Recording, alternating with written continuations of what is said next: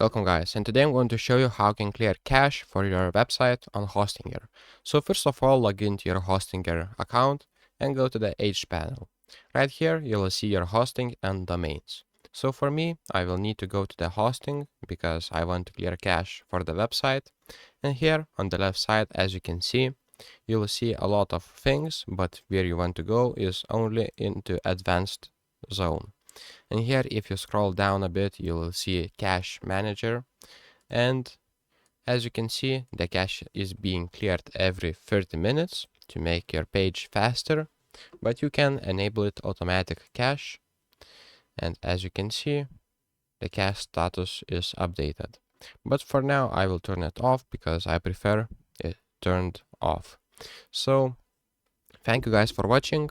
I hope this video was helpful. Please make sure to subscribe to Guide to Everything, and we see you in the next one. Peace.